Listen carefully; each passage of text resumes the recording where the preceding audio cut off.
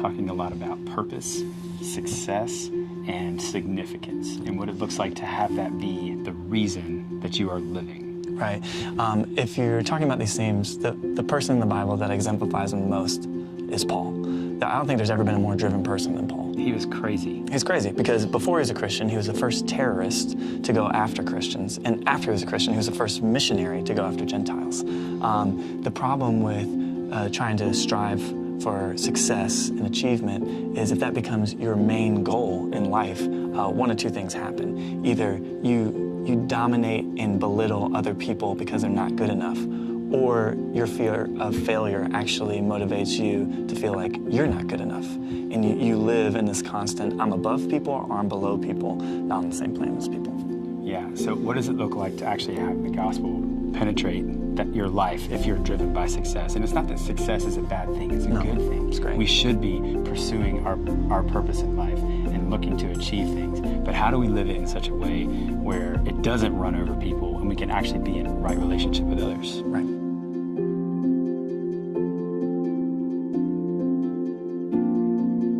So here are how some of the lies play out with this motivational theme of success and significance. If you're always thinking like, these people are holding me back, I wish they would get up to my level, or they're not good enough, that's a domineering way to treat other people. And if on the flip side, if you're thinking, I'll never amount to anything, I'm never gonna succeed, I'm worthless, I can't do anything right, then that's living under the weight of success.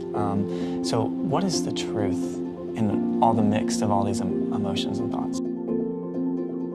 If you take your delight in the Lord first, then He will give you the desires of your heart. And then it means that you don't have to control your own success. Right. I think the world often tells you that you design your destiny, right? Like you actually control your destiny. And that's a subtle lie. It sounds good because it means that I can go out and strive and do things. Right. But the truth is we have to put our delight in the Lord first, and that He will give us the desires of our heart. So exploring what those desires are when you're committing to the Lord, I think the response to this is when you actually commit to the Lord in whatever you do, He's going to establish your plans. He's going to set before you what's good or not. He will determine whether you're successful, whether you're significant, whether you have purpose. And allowing yourself not to be judged by what other people think and tell you what success or purpose is, but to go first to God and then living through that, you actually will have even a stronger drive, a greater drive to achieve more because you're doing it out of just love and response to Him. That's right. Abundant life, most people think resources, cheddar, narrow bread, right? You know, but the abundant life, Jesus said, I come that you might have life and life more abundantly.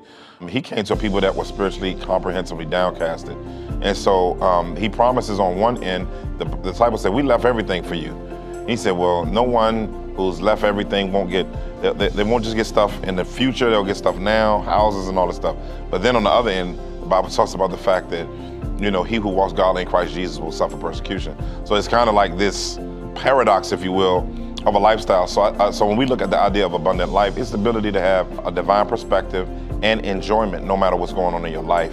And I think it can involve things at times, but that's not the metric, I believe, what Jesus was talking about. The metric was the comprehensive spiritual life that you have, that you experience love, joy, peace, patience, kindness. All of those different pieces of the fruit of the Spirit are ways in which we experience the beauty of the abundant life. Our dreams have purpose and meaning and value, and God doesn't tease us by giving us dreams. And what does it look like for the stay-at-home mom as well as the CEO in a business to both have the same significance and purpose here on earth and being driven by Christ to do good and seek the kingdom?